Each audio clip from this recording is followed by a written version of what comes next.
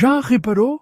Já parou para sentir, no meio do ruído incessante do mundo, uma quietude que fala mais alto que qualquer som? É nesse espaço, nesse silêncio profundo e revelador, que a gente começa a perceber que a verdade nunca grita. Ela não precisa. O grito é a ferramenta da dúvida, a arma daquele que teme não ser ouvido, ou pior, daquele que, no fundo, não acredita no que diz. O grito é desespero disfarçado de convicção. A verdade, por outro lado, sussurra. Ela se manifesta na brisa suave que você não vê, mas sente. Ela está na certeza calma que assenta no peito depois que a tempestade de emoções passa. Ela não invade, não arromba portas. Ela simplesmente se apresenta com uma dignidade serena e espera. Pense no mundo ao nosso redor. A publicidade grita para vender. A política grita para polarizar. As redes sociais gritam por atenção, um coro de vozes competindo em volume, cada uma tentando abafar a outra. Quem grita tenta convencer. É um esforço, uma performance. É a tentativa de preencher um vazio, o vazio da incerteza, com o máximo de barulho possível, na esperança de que o volume seja confundido com validade. E quando o grito não funciona, vem a imposição. Quem impõe tenta dominar. A imposição é a força bruta, a negação do diálogo. É o ato de dizer, a minha verdade é a única que importa e você vai aceitá-la. É uma violência sutil ou explícita que busca anular o outro, transformar o diálogo em monólogo. A imposição nasce do medo de ser questionado, da fragilidade de um argumento que não se sustenta sob escrutínio. E há também aquele que precisa provar, aquele que vive em uma busca incessante por validação externa, que coleciona diplomas, argumentos, testemunhas. Quem precisa provar a cada momento a sua verdade ainda está em conflito. O conflito não é com o mundo, mas consigo mesmo. É uma batalha interna entre o que ele sente que é real e a dúvida que o corrói por dentro. A necessidade de prova é o sintoma de uma verdade que ainda não foi plenamente integrada, que ainda não se tornou parte de quem ele é. A verdade não faz nada disso. A verdade não compete. Ela não entra na arena para lutar. Ela não precisa de um pódio, de aplausos ou de reconhecimento. Ela é como uma montanha. As nuvens da opinião passam, as tempestades da controvérsia rugem, as estações da moda intelectual vêm e vão. Mas a montanha, ela permanece. Sua existência não depende de quem a vê ou de quem a escala. Ela simplesmente é. A verdade tem a textura da madeira de uma árvore antiga, a solidez de uma rocha. Ela não se desgasta com o debate. Pelo contrário, o tempo e a pressão apenas revelam sua força, sua resiliência. Ela não se impõe, porque sua natureza não é a da força, mas a da presença. Ela não humilha, porque não se sente superior. Ela apenas ocupa seu espaço natural. Ela não ameaça, porque não tem nada a perder. A ameaça é a linguagem do medo e a verdade é a ausência dele. A verdade simplesmente é. E essa sua qualidade de ser, essa sua existência inabalável e autossuficiente, é precisamente o que a torna tão desconfortável para tantos. Por isso ela incomoda. Ela incomoda porque sua luz silenciosa expõe as rachaduras em nossas narrativas cuidadosamente construídas. Ela revela a poeira que varremos para debaixo do tapete de nossas consciências. Ela não força uma escolha, mas sua presença torna a escolha inevitável. Você pode continuar no caminho da ilusão, agora consciente de que é uma ilusão, ou pode se alinhar a ela, porque não força, ela nos dá a responsabilidade. Ela não nos empurra, ela nos convida. E esse convite pode ser assustador. Ela espera ser reconhecida. Como a água que espera encontrar seu nível, a verdade espera pela mente que está pronta para percebê-la. Ela não se adapta para caber em nossas caixas. Nós é que precisamos expandir nossa percepção para alcançá-la. E quem está pronto? Pronto está aquele que se cansou do barulho. Aquele que já não encontra satisfação em vencer discussões. Aquele cuja alma anseia por algo mais substancial que a validação efêmera das opiniões alheias. Pronto está quem tem a coragem de ficar em silêncio e ouvir a si mesmo. Todo o resto é ruído. O ruído vem do medo. Medo de não ser suficiente. Medo de estar errado. Medo do vazio. Medo de ser esquecido. O excesso de discurso vem da insegurança. A necessidade de falar sem parar, de preencher cada segundo de silêncio com palavras, é uma tentativa de construir uma fortaleza verbal ao redor de um eu frágil. É a crença de que, se eu parar de falar, eu deixo de existir. Mas a verdade se manifesta em silêncio.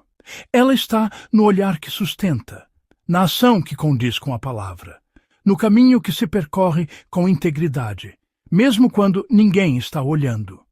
Ela se manifesta em coerência. A coerência é a harmonia entre o pensar, o sentir e o agir. É a verdade encarnada, vivida. Não é um conceito, é uma prática. É a prova silenciosa de que aquilo em que se acredita é real. E, acima de tudo, ela se manifesta em presença. A presença de alguém que está ancorado em sua própria verdade é palpável. É uma calma que acalma, uma certeza que conforta. Essa pessoa não precisa dizer muito. Sua energia, sua quietude, sua autenticidade falam por si. Ela não precisa convencer, ela ressoa. A verdade funciona por ressonância. Como um diapasão que, ao vibrar, faz vibrar outro diapasão na mesma frequência, sem tocá-lo. Quando algo é verdadeiro, ele toca uma corda profunda dentro de nós, uma parte nossa que reconhece aquela frequência como sua. Não é um processo mental, de lógica ou de argumentação. É um reconhecimento da alma. Você não entende a verdade, você a sente. Você a reconhece. Por isso, quando algo é verdadeiro, não exige obediência. A obediência é para as regras, para as ordens, para as verdades impostas. A verdade autêntica inspira alinhamento, não submissão. Ela se sustenta por si. Suas raízes são profundas demais para que qualquer vento a derrube. Sua estrutura é sólida demais para precisar de escoras externas. Talvez por isso o silêncio seja tão poderoso. O silêncio é o laboratório da verdade. É o espaço vazio onde as coisas podem se revelar como realmente são. Nele, o que é falso se agita. A mentira precisa de barulho para sobreviver. Ela precisa de distração, de movimento constante, para que ninguém olhe de perto. No silêncio, a mentira entra em pânico. Suas contradições se tornam audíveis. Sua falta de substância se torna visível. Ela se desfaz, como fumaça sem fogo. E o que é verdadeiro permanece. No silêncio, a verdade se aprofunda. Ela se assenta. Ela ganha clareza e força. Como a imagem que se torna nítida em um lago quando o vento para de soprar. O silêncio não cria a verdade, mas permite que ela seja vista. Portanto, não se assuste com o silêncio. Não tenha pressa em preenchê-lo. Busque-o. Cultive-o. É no silêncio que você vai se encontrar. É no silêncio que você vai discernir o que é seu e o que é ruído alheio. A verdade não grita. Ela não precisa. Ela espera. Com a paciência de uma estrela, com a certeza de um oceano. E quando é ouvida, quando você finalmente permite que aquele sussurro chegue até você, quando você o reconhece como a sua própria voz interior, ela não precisa mais ser explicada. Ela simplesmente se torna o chão que você pisa, o ar que você respira, a paz que você tanto buscava. E se fé não fosse acreditar em algo externo, mas um estado interno de confiança? Vamos explorar essa ideia por um momento. Tradicionalmente, aprendemos a associar a fé a um sistema de crenças, a dogmas, a uma força ou entidade que reside fora de nós. É uma fé que pede que depositemos nossa confiança em algo que não podemos ver, tocar ou, muitas vezes, compreender plenamente.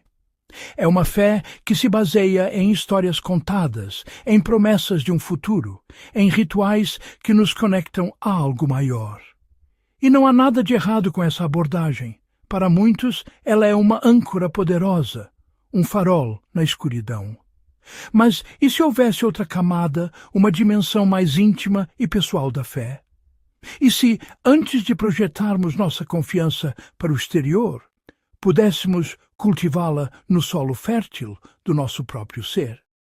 Imagine a fé não como um salto no escuro em direção a algo desconhecido lá fora, mas como um passo firme para dentro, para um lugar de quietude e certeza que já existe em nós.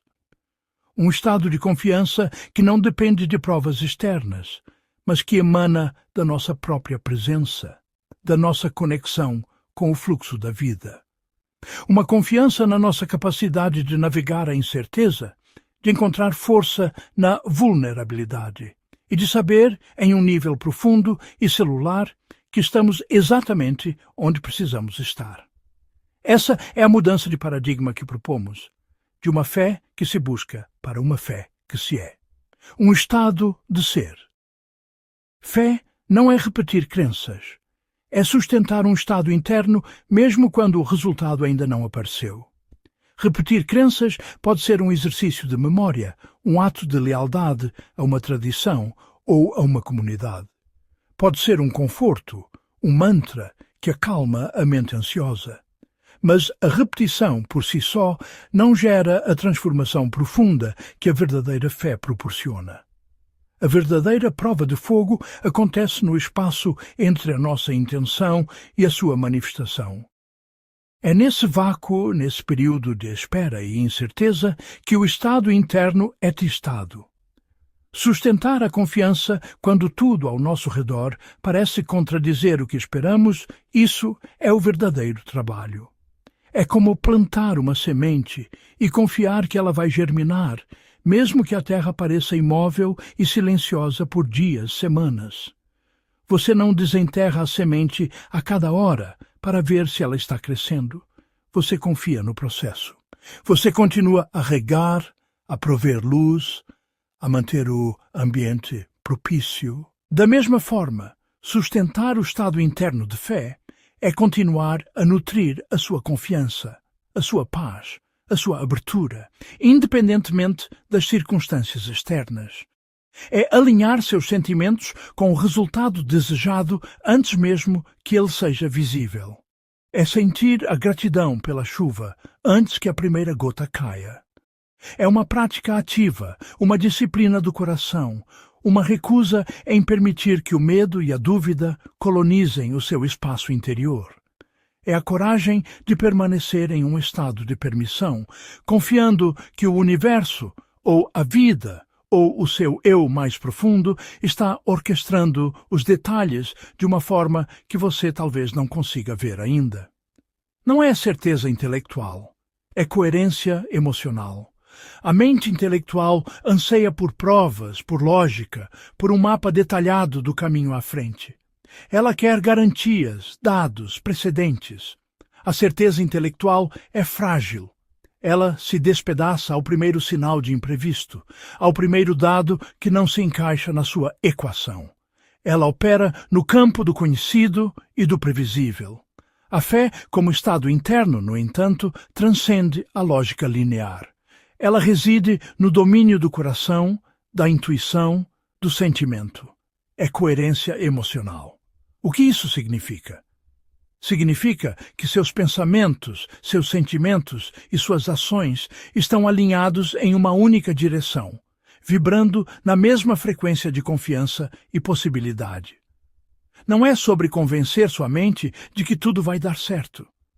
É sobre sentir no seu corpo, na sua energia, que você está em paz com o processo, qualquer que seja o desfecho. É a diferença entre dizer Eu acredito que vou conseguir, enquanto seu estômago se revira de ansiedade, e sentir uma calma profunda, uma ressonância interna que diz: está tudo bem, eu estou seguro, eu estou sendo guiado. Essa coerência é um campo magnético. Quando você a sustenta, você não precisa mais forçar os acontecimentos. Você se torna um farol que atrai as experiências, as pessoas e as sincronicidades que estão em harmonia com o seu estado interior. A coerência emocional é a linguagem que o universo entende. Não é o que você pensa, é como você se sente sobre o que você pensa. É a energia por trás da intenção. Quando alguém vive em medo constante, não é falta de fé. É um estado interno de alerta. É crucial entender isso com compaixão, especialmente por nós mesmos. O medo não é o oposto da fé. É, na verdade, uma forma de fé. É uma fé poderosa e convicta no pior cenário possível. É um estado interno de alerta, um sistema de sobrevivência que se tornou crônico. O corpo e a mente estão em um estado de prontidão para o perigo, antecipando a ameaça, seja ela real ou imaginária. Os músculos estão tensos, a respiração é curta, o coração bate acelerado. Este é um estado de coerência emocional, mas alinhado com a sobrevivência e a contração, não com a expansão e a confiança. Chamar isso de falta de fé é um julgamento que ignora a biologia e a psicologia do ser humano. É um estado que foi aprendido, muitas vezes, como uma resposta inteligente a traumas passados ou a um ambiente instável. A pessoa não está falhando em ter fé. Ela está tendo sucesso em se manter em alerta. O caminho para fora não é lutar contra o medo ou se envergonhar dele. É reconhecê-lo como um mensageiro. É entender que o sistema nervoso está simplesmente tentando proteger você. O trabalho, então, se torna acalmar esse sistema, mostrar a ele, momento a momento, que ele pode relaxar. É criar ilhas de segurança no seu dia, através da respiração, do contato com a natureza, do silêncio.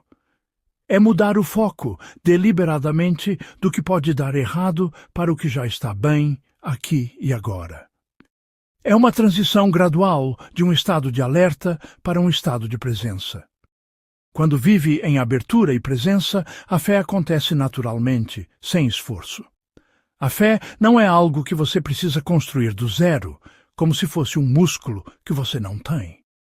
Ela é o estado natural do nosso ser quando as camadas de medo, ansiedade e controle são gentilmente removidas. Pense em uma criança pequena. Ela confia implicitamente. Ela se joga nos braços dos pais, explora o mundo com curiosidade, acredita na magia. Ela ainda não aprendeu a duvidar de si mesma ou do mundo. Esse estado de abertura e confiança é o nosso estado original. Viver em abertura e presença é um retorno a essa essência. Presença é estar aqui, agora, com todos os seus sentidos. É sentir o calor do sol na pele, ouvir o som dos pássaros, saborear a sua comida. É sair da narrativa incessante da mente sobre o passado e o futuro e ancorar-se na realidade do momento presente. A abertura é a disposição para receber, para permitir que a vida flua através de você sem resistência. É uma postura de sim para a experiência, mesmo quando ela é desconfortável. Quando você combina presença e abertura, algo mágico acontece. A ansiedade sobre o futuro diminui, porque você está totalmente imerso no agora. O ressentimento sobre o passado se dissolve, porque ele não tem espaço no momento presente. Nesse estado, a confiança emerge. Não é uma confiança forçada, mas uma consequência orgânica. Você começa a perceber a beleza, a sincronicidade, o suporte que sempre estiveram lá, mas que você não conseguia ver. A fé deixa de ser um conceito e se torna uma experiência vivida, um subproduto da sua conexão com a vida. Fé é um campo interno estável. Imagine seu estado interior como um campo de energia que você emana constantemente. Quando esse campo é instável, caótico, dominado pelo medo e pela dúvida, ele envia sinais contraditórios. É como tentar sintonizar uma rádio com a mão trêmula. O sinal vem e vai, cheio de estática. Mas, quando você cultiva a fé como um estado interno, você está estabilizando esse campo. Ele se torna coerente, claro e poderoso. Essa estabilidade não significa ausência de emoções. Não significa que você nunca mais sentirá tristeza, raiva ou medo. Significa que, por baixo das ondas flutuantes das emoções do dia a dia, existe uma correnteza profunda de confiança e paz. É o centro calmo do furacão. Esse campo estável age como uma âncora. Quando os ventos da adversidade sopram, você pode balançar, mas não é arrancado do seu centro. Você tem um lugar de refúgio dentro de si mesmo, para o qual sempre pode retornar. E mais do que isso, um campo interno estável influencia a realidade ao seu redor. As pessoas sentem a sua calma. As oportunidades parecem surgir do nada. As soluções para os problemas se apresentam com mais facilidade. Não é mágica, é ressonância. Você está criando, a partir de dentro, um ambiente que favorece a harmonia, a clareza e o fluxo. Cultivar esse campo é o trabalho mais importante que podemos fazer. Por isso, a fé real não depende de rituais externos. Ela se manifesta na forma como você age, escolhe e atravessa a incerteza. Rituais externos podem ser ferramentas maravilhosas. Acender uma vela, meditar, orar, ir a um lugar sagrado, tudo isso pode ajudar a focar a intenção e a acalmar a mente. Eles são como portais, projetados para nos ajudar a acessar esse estado interno de fé. Mas a ferramenta não é o estado em si. A dependência excessiva de rituais pode, paradoxalmente, enfraquecer a nossa fé, pois nos leva a acreditar que o poder está no ritual, e não dentro de nós.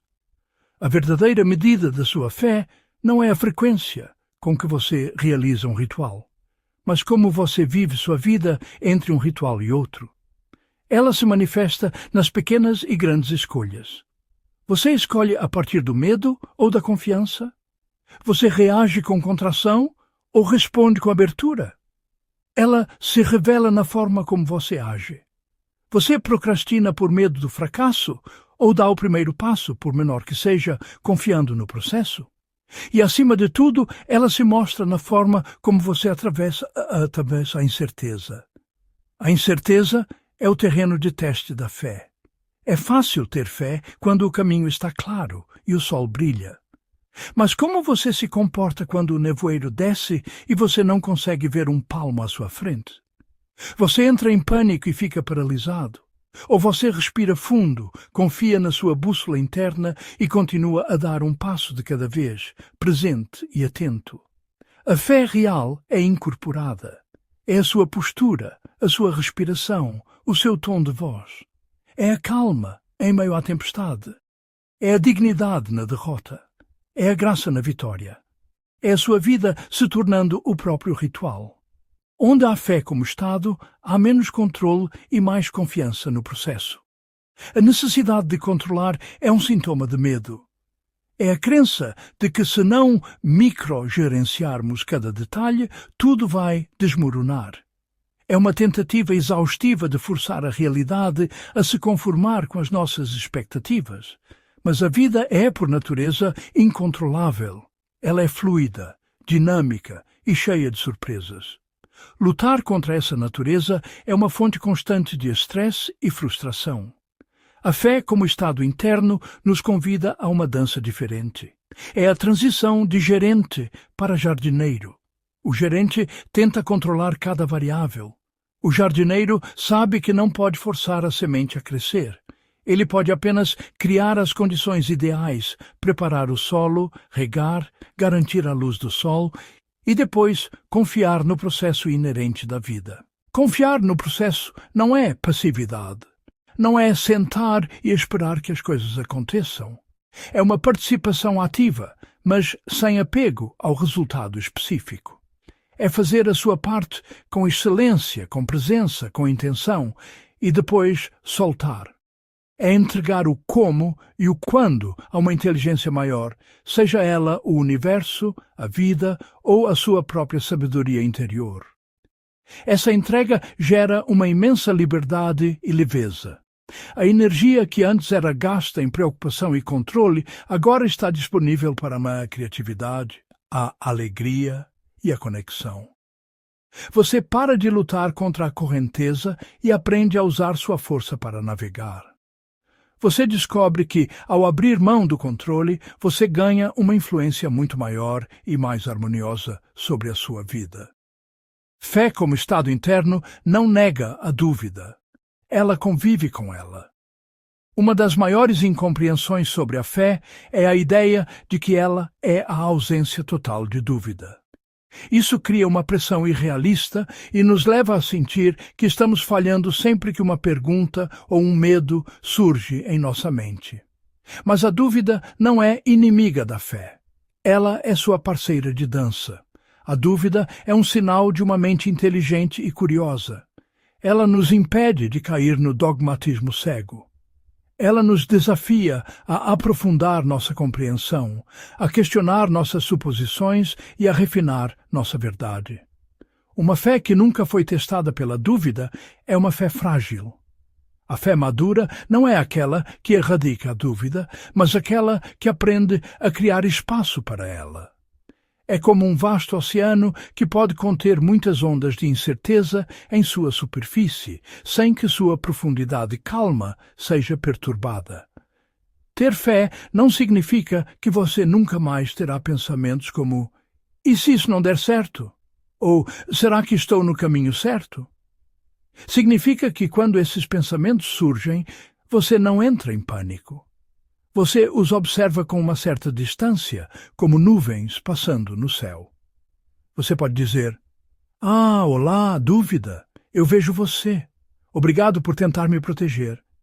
E então você gentilmente retorna sua atenção para o seu centro de confiança. A fé se torna o céu e a dúvida as nuvens. O céu não luta contra as nuvens. Ele simplesmente as permite passar, sabendo que sua vastidão permanece intacta. Conviver com a dúvida é um ato de imensa força e autocompaixão. É reconhecer a complexidade de ser humano e, ainda assim, escolher conscientemente ancorar-se na confiança. É a capacidade de seguir mesmo sem garantias, com presença e alinhamento. A vida não oferece garantias. Cada passo que damos é, em certo sentido, um passo no desconhecido. A busca por garantias é a busca da mente por segurança em um mundo inerentemente inseguro. A fé, como estado interno, nos oferece algo muito mais valioso do que garantias: a resiliência para navegar a ausência delas. É a capacidade de continuar se movendo, não de forma cega ou imprudente, mas com duas qualidades essenciais: presença e alinhamento. Presença, como já vimos, é estar totalmente aqui e agora, atento aos seus sentidos, ao seu corpo, ao ambiente. É a sua âncora na realidade. Alinhamento é a sua bússola interna. É a sensação de que suas ações estão em harmonia com seus valores mais profundos, com seu propósito, com aquilo que lhe parece verdadeiro e íntegro. Quando você se move com presença e alinhamento, você não precisa do mapa completo. Você só precisa ver o próximo passo. E você confia que, ao dar esse passo, o passo seguinte se revelará. É um processo de cocriação contínua com a vida. Você age a partir do seu centro e a vida responde. Essa resposta informa sua próxima ação. É uma dança, um diálogo. Seguir sem garantias não é fácil, exige coragem, mas é a única forma de viver uma vida autêntica e em expansão. É a essência da aventura, da criatividade e do crescimento. É escolher a jornada em vez de apenas o destino, confiando que o próprio ato de caminhar com presença e alinhamento é em si o sucesso. Talvez fé não seja algo que você precisa ter. Essa frase pode parecer estranha, porque fomos condicionados a pensar na fé como uma posse, uma virtude que alguns têm e outros não. Eu preciso ter mais fé. Ele tem uma fé inabalável.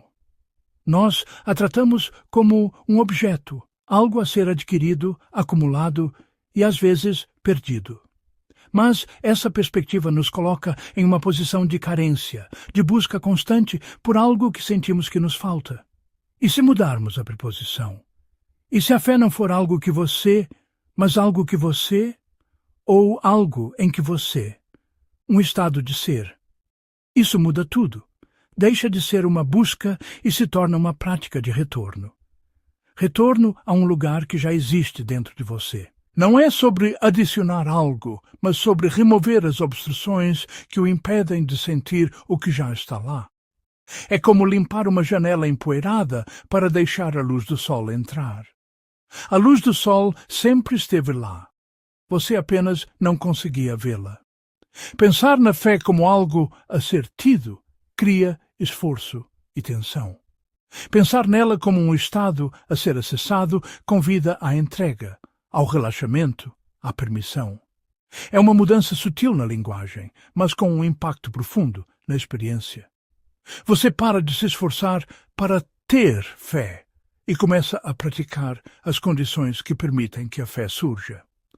Talvez seja algo que surge quando você para de lutar contra a vida e começa a confiar no fluxo a partir de dentro. Esta é a essência de tudo. A luta é a nossa resistência ao que é. Lutamos contra nossas circunstâncias, contra nossas emoções, contra os outros, contra nós mesmos. Essa luta consome uma quantidade imensa de energia e nos mantém presos em um ciclo de reatividade e sofrimento. É como tentar nadar contra uma forte correnteza. Você se esgota e não sai do lugar. Confiar no fluxo é a alternativa radical. É o reconhecimento de que há uma inteligência e uma ordem no universo, mesmo que não a compreendamos. É a disposição de se render a essa correnteza, não de forma passiva, mas com a habilidade de um canoeiro experiente que usa a força da água para se guiar. E a chave é que essa confiança começa a partir de dentro. Não é uma confiança cega no mundo exterior. É uma confiança que nasce da sua conexão com o seu próprio centro estável, com a sua bússola interna. Quando você confia em si mesmo, na sua resiliência, na sua intuição, na sua capacidade de responder aos desafios, você pode então começar a confiar no fluxo da vida. Porque você sabe que, não importa para onde a correnteza o leve, você terá os recursos internos para navegar. É nesse momento de entrega, de soltar a luta, que a fé surge. Ela preenche o espaço que antes era ocupado pela resistência.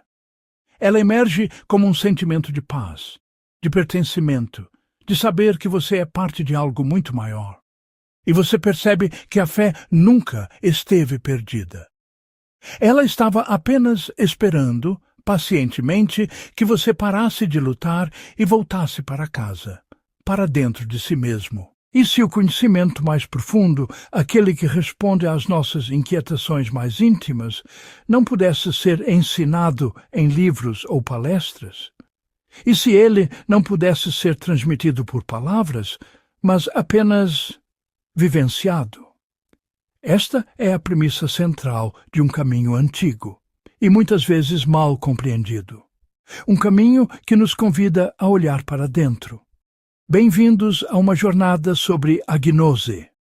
A palavra gnose vem do grego e significa simplesmente conhecimento. Mas não se trata de um conhecimento qualquer, como saber uma fórmula matemática ou a capital de um país. É um conhecimento direto, intuitivo e profundamente pessoal. Para entender o que a gnose é, talvez seja mais fácil começar pelo que ela não é. Gnose não é crença. A crença se baseia na fé, na aceitação de uma verdade que nos é apresentada por uma fonte externa. Nós acreditamos algo. A gnose, por outro lado, propõe um caminho de verificação. Ela não pede que você acredite, mas que investigue por si mesmo, que transforme a informação em experiência. Também, gnose não é religião, embora historicamente tenha se manifestado em contextos religiosos. As religiões geralmente se organizam em torno de dogmas, rituais e uma hierarquia de autoridade. A gnose foca na jornada individual e intransferível da alma, na busca por uma conexão direta com o divino, sem a necessidade de intermediários. E, por fim, gnose não é teoria. Embora existam muitos textos e filosofias gnósticas, o estudo intelectual é visto apenas como um mapa. Um mapa pode descrever um território, mas não substitui a experiência de caminhar por ele. A gnose é o ato de caminhar. É o conhecimento que surge da experiência interna, não da repetição de ideias externas. Não é saber a verdade. É reconhecê-la em si. Historicamente, as correntes gnósticas floresceram nos primeiros séculos da era cristã em lugares como Alexandria, no Egito. Era um caldeirão de ideias, misturando filosofia grega, misticismo oriental e as novas narrativas cristãs. Os gnósticos não eram um grupo único, mas uma diversidade de escolas de pensamento com uma busca em comum. Eles exploravam questões profundas. Qual a nossa origem? Por que estamos aqui? Como podemos retornar à nossa fonte? Muitos textos gnósticos, como os encontrados em Nag Hammadi, em 1945, apresentam uma cosmologia complexa. Falam de um Deus supremo, inefável, e de emanações divinas que formam o pleroma, a plenitude. Em muitas narrativas, um ser inferior, o demiurgo, cria o mundo material sem o conhecimento do Deus Supremo. Este mundo é visto como uma cópia imperfeita do mundo espiritual, uma espécie de prisão onde a centelha divina dentro de nós está aprisionada, esquecida de sua verdadeira natureza. A gnose, então, é o conhecimento que nos desperta desse esquecimento. Por isso, a gnose sempre foi considerada perigosa pelas estruturas de poder. Quem conhece por experiência não depende de intermediários, dogmas ou autoridades espirituais. A verdade deixa de ser algo imposto de fora e passa a ser algo vivido, que brota de dentro. Essa autonomia espiritual foi vista como uma ameaça, e por isso muitos desses ensinamentos foram chamados de heresia, distorcidos ou escondidos por séculos. Mas como se acessa esse conhecimento? Se não está em livros ou dogmas, onde o encontramos? A resposta gnóstica é dentro de nós mesmos. A prática é um mergulho interior. O primeiro passo é a atenção plena. Vivemos muito de nossas vidas em um estado de piloto automático, reagindo a estímulos sem consciência. A prática gnóstica começa com o simples ato de observar. Tente um exercício simples.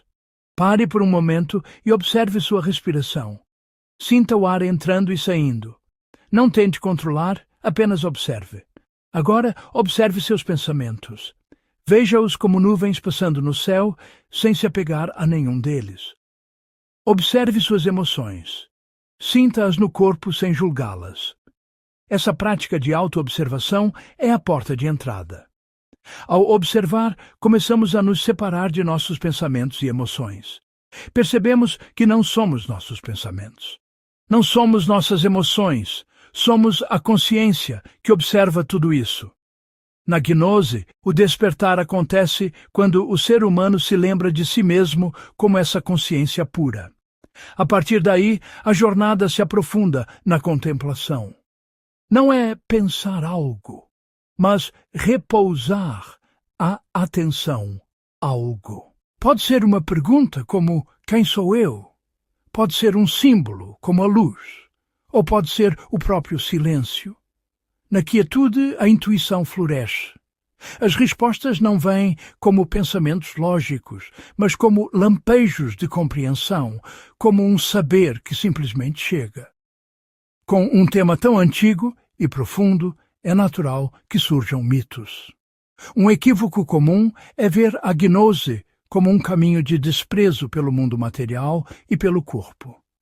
Embora alguns textos antigos possam sugerir isso, uma interpretação mais madura vê o corpo e o mundo não como uma prisão a ser odiada, mas como o próprio instrumento do despertar. É através da experiência sensorial, das relações e dos desafios do mundo que a alma se conhece. Outro mito é que a gnose é sobre adquirir poderes especiais ou conhecimento secreto para obter vantagens. Isso é uma distorção. O verdadeiro segredo da gnose é a descoberta da nossa própria natureza divina. O objetivo não é poder sobre os outros, mas maestria sobre si mesmo. É um caminho de humildade, não de arrogância espiritual. O conhecimento que não leva à compaixão e ao serviço é apenas vaidade intelectual. Embora a palavra gnose possa soar arcaica, seus princípios ecoam em muitas áreas do conhecimento moderno.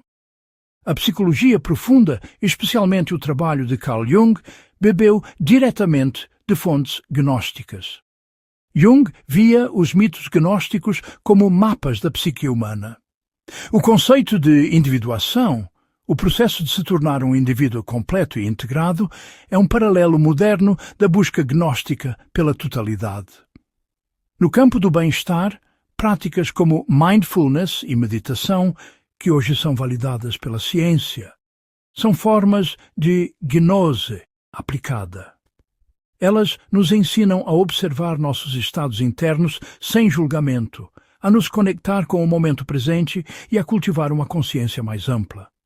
São ferramentas para o autoconhecimento direto. Na criatividade, a gnose se manifesta como o fluxo, aquele estado em que o artista, o músico ou o escritor sente que a obra flui dele. Não. É um momento em que o ego se dissolve e uma inteligência maior parece assumir o comando. É a experiência direta da inspiração, um conhecimento que não vem da mente racional, mas de um lugar mais profundo. É crucial abordar este caminho com um ceticismo saudável. A gnose, por ser tão focada na experiência subjetiva, tem suas limitações. Uma experiência interna poderosa pode ser confundida com a verdade absoluta, quando pode ser apenas um reflexo de nossos próprios desejos, medos e condicionamentos. O viés de confirmação é um risco real. A ausência de uma estrutura externa e de validação pode ser tanto uma liberdade quanto um perigo. Sem um ponto de referência, é fácil se perder em fantasias ou interpretações literais de mitos que deveriam ser entendidos simbolicamente. Por isso, o discernimento é uma ferramenta essencial. A gnose não nos isenta da responsabilidade de questionar nossas próprias experiências e de integrá-las de forma equilibrada em nossa vida. A verdadeira gnose não nos afasta da realidade, ela nos aprofunda nela. Então, o que é a gnose, no final das contas, não é um sistema de crenças para adotar, não é uma religião para se filiar, não é uma teoria para memorizar. É um convite para parar de procurar respostas apenas do lado de fora. Na gnose não há fé cega, há percepção, não há obediência cega, há compreensão. Gnose não diz no que acreditar, ela convida a ver por si, porque quem acessa o conhecimento direto não busca salvação fora. Reconhece o divino como algo que já habita dentro. Gnose não é acumular saber, é um processo de desaprender. É esvaziar o copo para que ele possa ser preenchido pelo novo. É lembrar quem você é antes de todas as histórias que contaram a seu respeito, antes de todas as crenças que você adotou. É o retorno à sua essência. Este caminho não promete respostas fáceis. Ele pede coragem para questionar, paciência para observar e humildade para aprender com a sua própria experiência. A jornada é sua e o território a ser explorado é você mesmo. Se algo aqui ressoou, talvez o convite seja para você. Comece com o silêncio. Comece com a observação. A jornada mais longa começa com um único passo para dentro. O que você espera descobrir? E se a maior crise da humanidade, aquela que sentimos pesar sobre os nossos ombros, que lemos nas manchetes e que tememos no silêncio da noite, e se essa crise não fosse, na sua essência, externa? E se as guerras, a degradação ambiental, a polarização política e a ansiedade que permeia a nossa sociedade fossem apenas sintomas, manifestações febris de uma doença muito mais profunda e silenciosa? E se o verdadeiro colapso não estivesse a acontecer nos nossos ecossistemas ou nas nossas economias, mas dentro de nós? E se a raiz de tudo isso fosse um esquecimento interno? Um esquecimento coletivo, gradual, que se infiltrou tão subtilmente nas nossas vidas que nem sequer nos demos conta do que perdemos. Não um esquecimento de factos ou de datas, mas um esquecimento de quem somos na nossa essência mais fundamental. Olhemos à nossa volta. O progresso é inegável.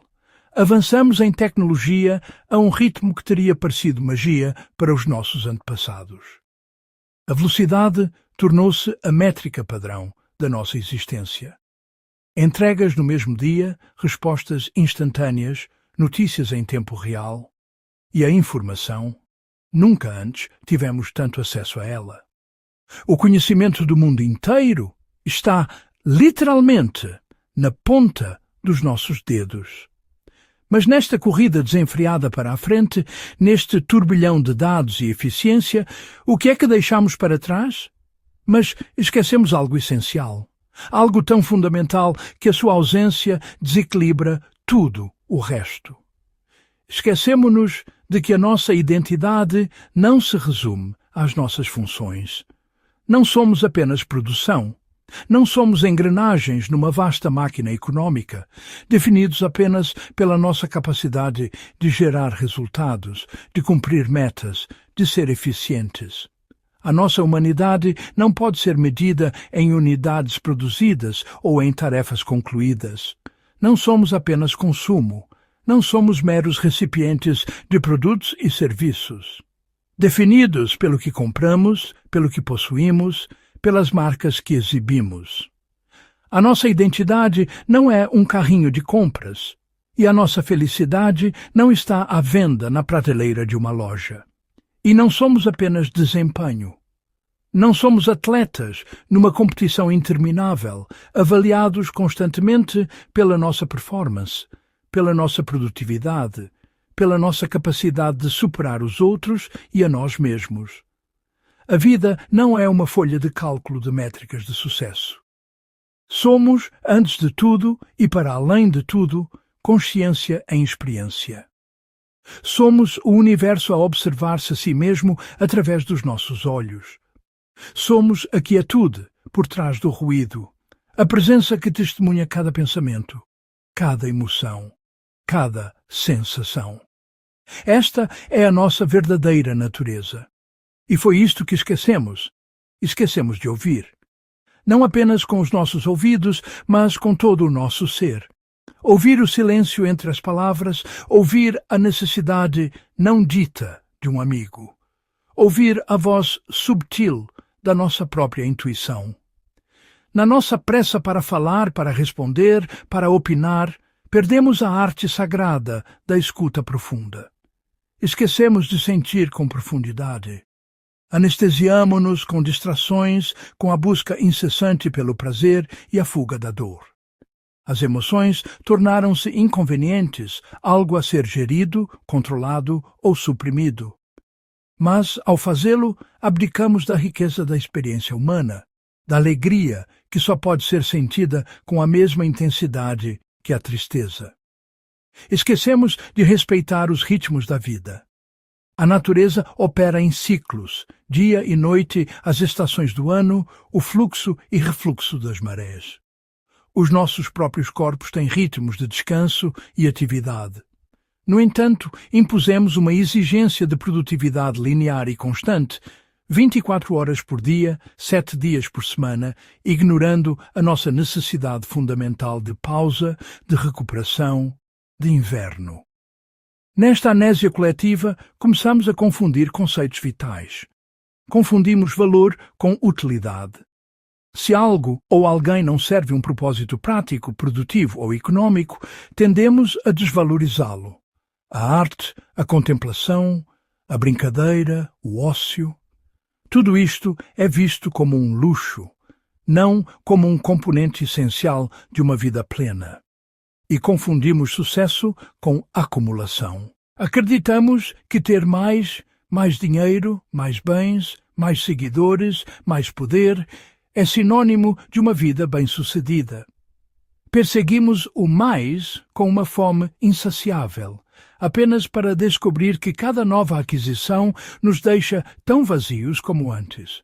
Ao perseguir o que é útil e o que pode ser acumulado, perdemos o contato com o sentido, com o propósito, com o porquê por trás de tudo o que fazemos. Ficamos tão obcecados com o como e o quê que nos esquecemos de perguntar porquê. E uma vida sem um porquê é uma vida à deriva. Também esquecemos que somos interdependentes. A ilusão do indivíduo autossuficiente é talvez o mito mais perigoso da nossa era. Acreditamos que podemos ter sucesso sozinhos, que as nossas ações existem num vácuo. Esquecemos que estamos intrinsecamente ligados uns aos outros como fios numa tapeçaria imensa e complexa. Esquecemos que o que fazemos ao outro fazemos a nós mesmos. Cada ato de bondade, cada palavra de desprezo, cada gesto de indiferença não termina no seu alvo. Ele propaga-se, cria ondas que inevitavelmente retornam ao todo e, portanto, a nós. E talvez o mais trágico de tudo, esquecemos que a natureza não é cenário. Não é um recurso a ser explorado, um pano de fundo para as nossas vidas, ou um lugar para onde vamos de férias. Esquecemos que a natureza é uma extensão da nossa própria existência.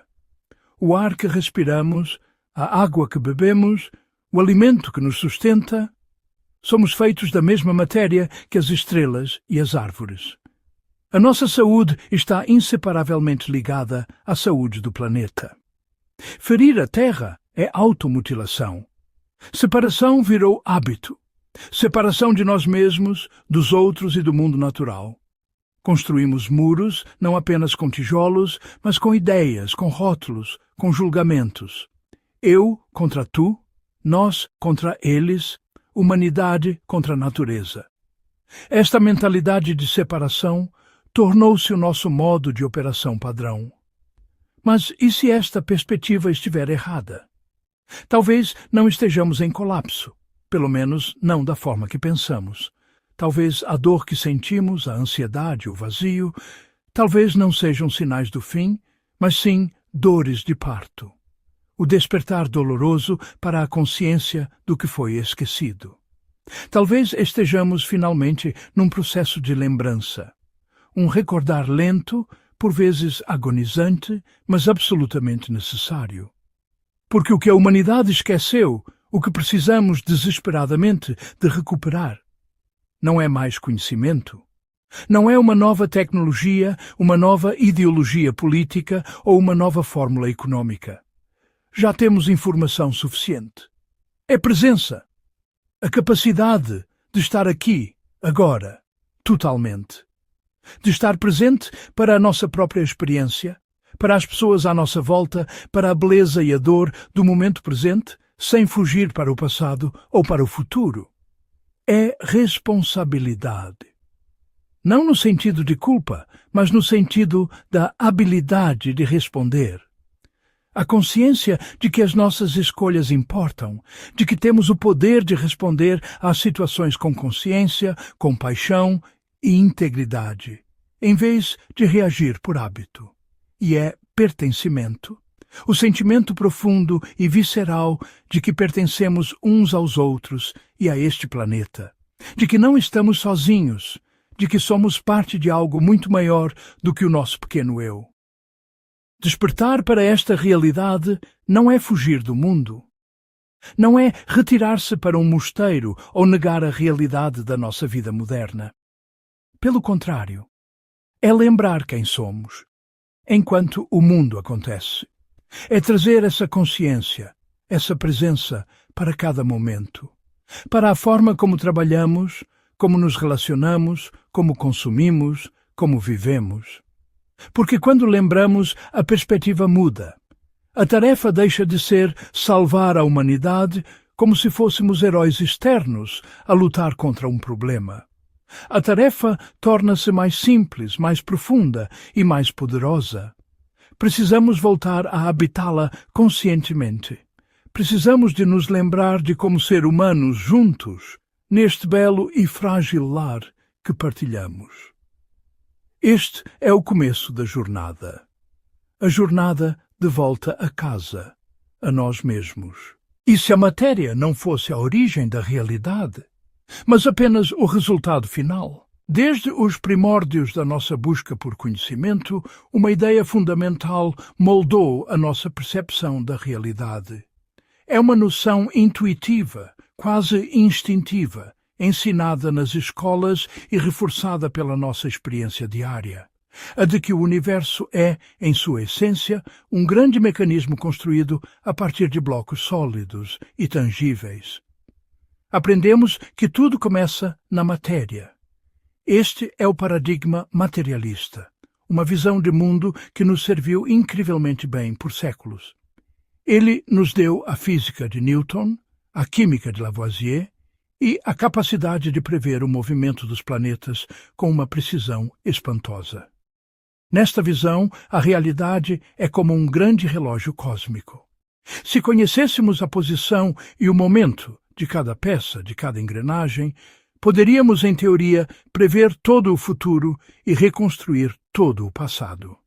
O universo era determinístico, compreensível e, acima de tudo, material.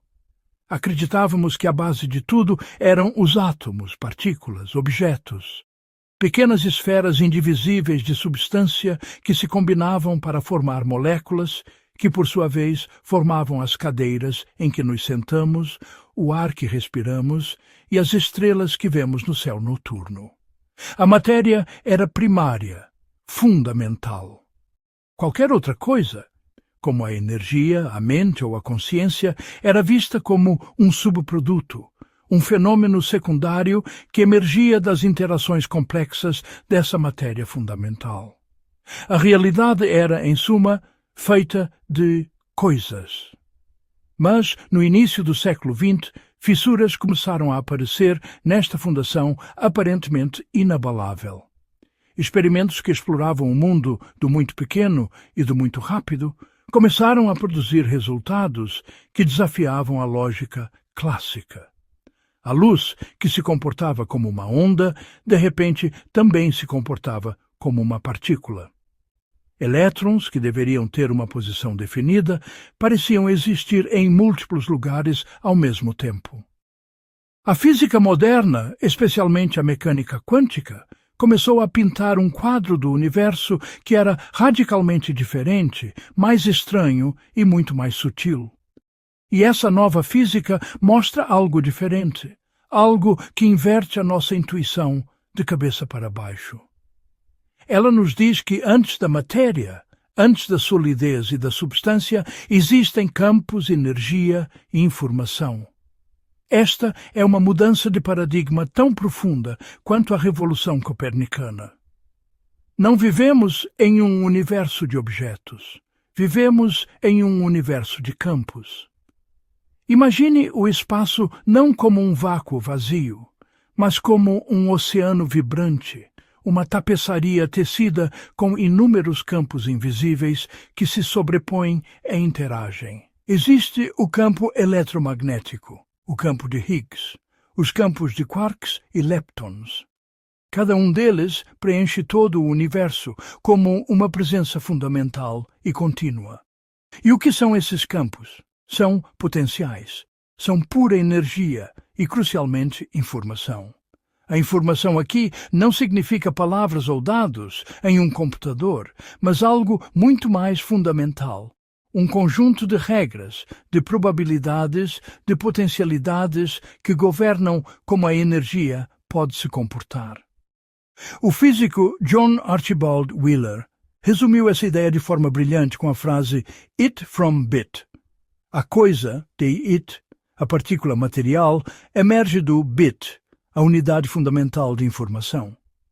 A realidade, em seu nível mais básico, não é material, mas informacional. Os campos contêm a receita para a realidade, as instruções que ditam como a energia pode se manifestar. Então, de onde vêm os átomos e as partículas que percebemos como sólidos? A resposta quântica é que a matéria surge quando esses campos se organizam. Uma partícula, como um elétron, não é uma pequena bola de bilhar. É melhor descrita como uma excitação localizada, uma vibração concentrada ou um nó de energia dentro do seu respectivo campo. O campo eletrônico. Pense em um lago perfeitamente calmo. A água representa o campo em seu estado de mais baixa energia. Agora, jogue uma pedra. A ondulação que se espalha e se concentra em um ponto é análoga a uma partícula. Não é algo separado da água.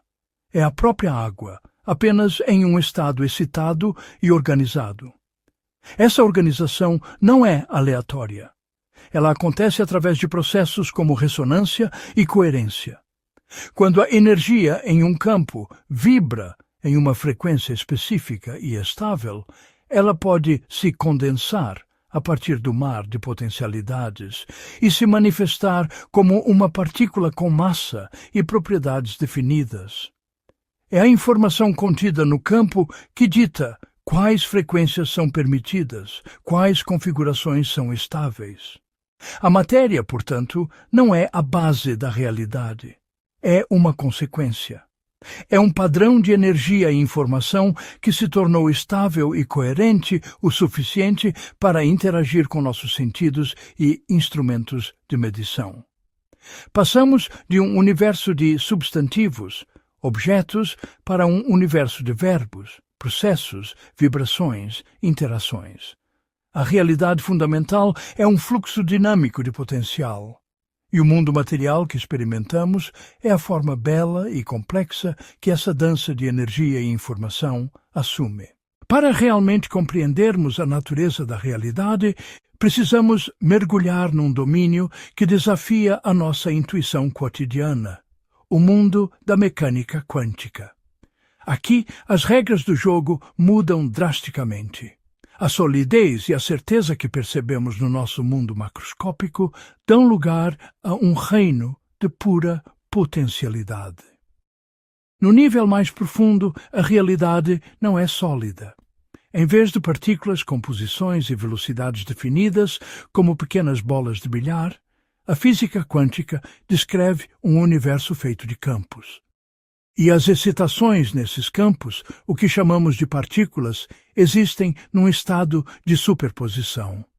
Isso significa que uma partícula como um elétron pode existir em múltiplos estados e locais simultaneamente. Não está aqui e ali. Está, de certa forma, em todos os lugares possíveis ao mesmo tempo. Ela é probabilística. Cada partícula é descrita por uma função de onda, que é, essencialmente, um mapa de probabilidades.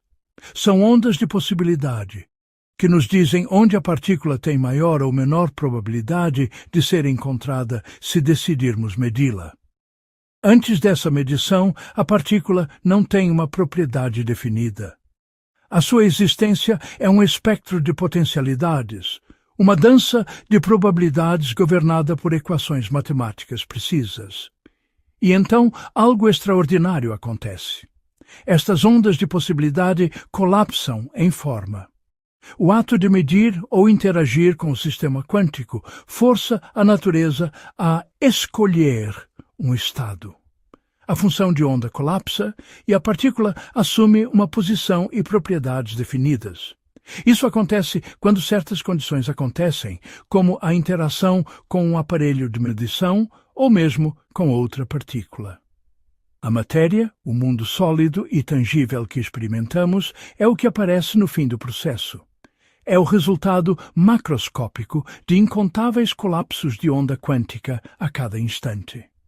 A solidez é uma propriedade emergente, não fundamental. A realidade, na sua essência, é um fluxo constante do possível para o real, um processo contínuo de informação a tomar forma. Isso muda tudo.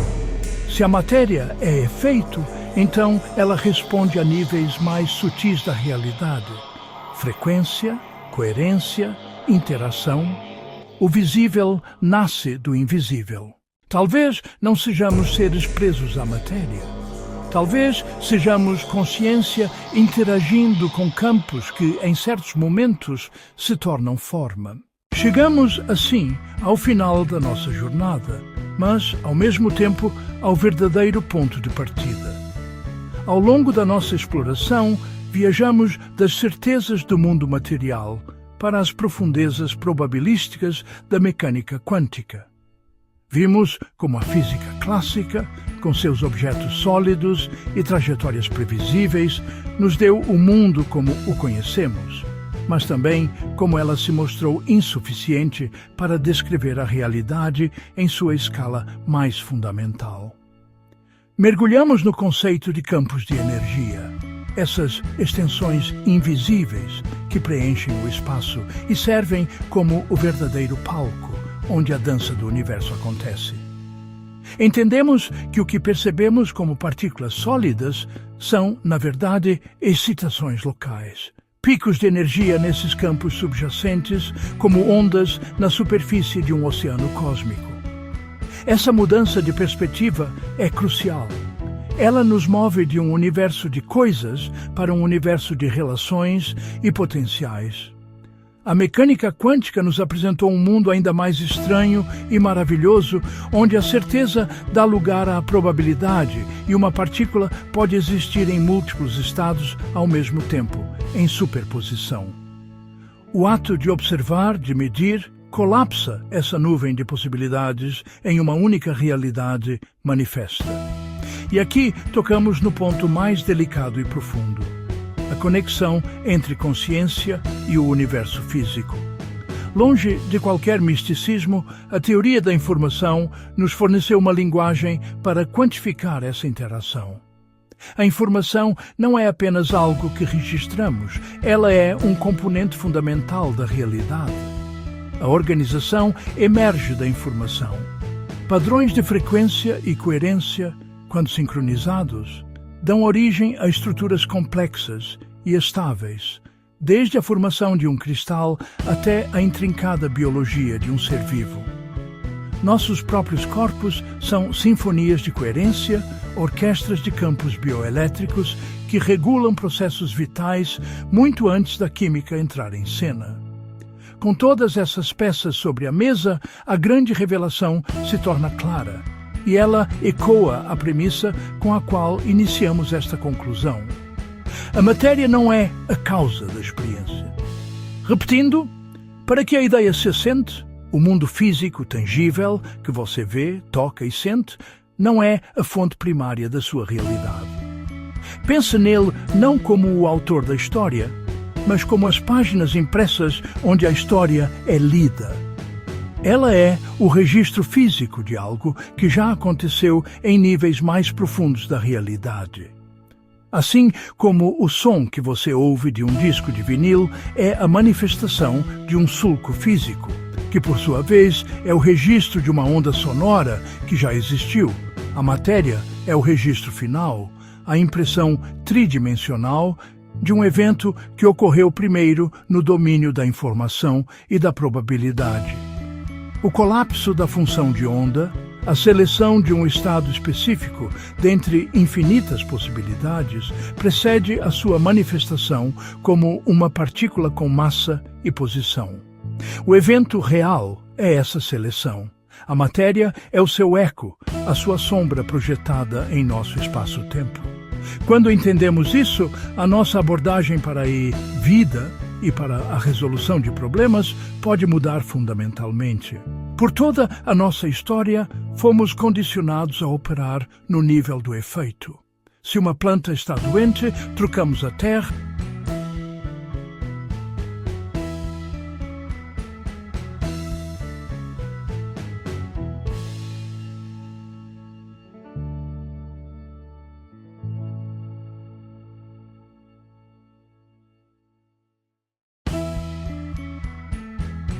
Em vez de reescrever a frase, estamos polindo o espelho para mudar o reflexo. Paramos de tentar controlar só o efeito e começamos a olhar para a causa real. A verdadeira causa não reside no objeto físico, mas no campo de informação, na matriz de padrões que o gerou. A saúde da planta não está apenas na folha, mas na coerência do seu campo bioelétrico e na informação nutricional que ela recebe. A dor no corpo não é apenas uma sensação a ser suprimida, mas um sinal de uma desarmonia mais profunda, um desalinhamento em algum nível do sistema. O fracasso de um sistema social não está nas ações individuais que tentamos controlar, mas na cultura, nos valores e na informação compartilhada. O campo informacional que guia essas ações. Olhar para a causa real é um ato de introspecção e poder. Significa perguntar: qual é o padrão de informação que está gerando este resultado? Qual é a frequência que estou emitindo? Qual é a coerência do meu próprio sistema? Meus pensamentos, minhas emoções, minhas crenças? Isso nos leva da compreensão à intenção. A intenção, neste contexto, não é um mero desejo vago. É a aplicação focada e coerente de informação. É o ato de engenharia da causa. Assim como um engenheiro de rádio sintoniza um transmissor para uma frequência específica para criar uma onda portadora clara, a intenção focada age como um princípio organizador para o campo de potencialidades. Não se trata de pensamento positivo para magicamente alterar a matéria. Trata-se de cultivar um estado de coerência interna. Quando seus pensamentos, emoções e ações estão alinhados, quando seu campo pessoal é coerente e poderoso, você introduz uma nova e potente informação no sistema. Você se torna um fator de organização mais influente. Você não está mais apenas reagindo aos efeitos que se manifestam ao seu redor. Você está participando ativamente na definição das causas. Você está aprendendo a linguagem fundamental do universo, a linguagem da frequência, da informação e da ressonância. Esta é a fronteira final. Não uma fronteira externa, no espaço sideral, mas uma fronteira interna na natureza da consciência e na sua relação com a realidade. Ao mudar nosso foco do efeito para a causa, da matéria para a informação, do acaso para a intenção, nós nos reposicionamos. Deixamos de ser meros espectadores de um universo predeterminado e passamos a ser participantes conscientes na contínua criação da realidade. A jornada da compreensão nos armou com um novo mapa. Agora, com o poder da intenção, começamos a navegar. A verdadeira obra apenas começou.